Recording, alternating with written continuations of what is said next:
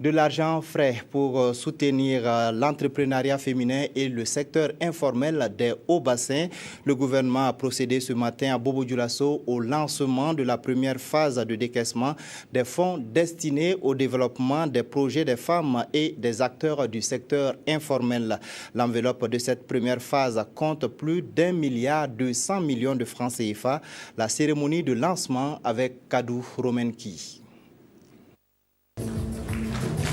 Prévu pour fin avril au plus tard, c'est au 28e jour de ce mois qu'a été lancée officiellement la première phase du décaissement des fonds d'appui à l'entrepreneuriat féminin et au développement du secteur informel. Pari tenu donc par le gouvernement, et pour cette première phase, plus d'1,2 milliard de francs CFA ont été débloqués pour les bénéficiaires de la région des Hauts-Bassins.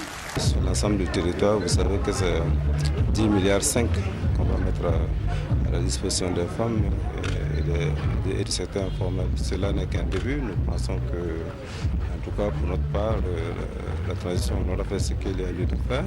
Et nous avons le sentiment d'avoir fait un pas en avant et nous en sommes vraiment fiers. Un appel aux bénéficiaires.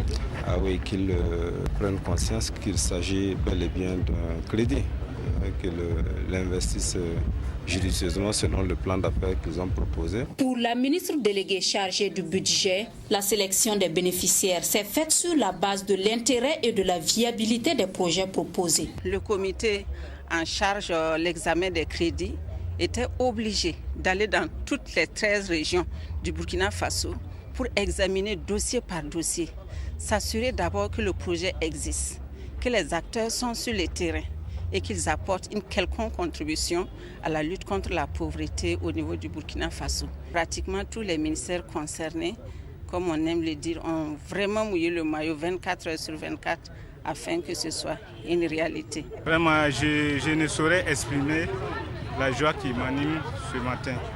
Je prends l'engagement au nom du président des différentes associations du secteur informel que nous allons travailler en bonne intelligence pour pouvoir rembourser les prêts. C'est le même engagement pris ici par la représentante des bénéficiaires de l'entrepreneuriat féminin.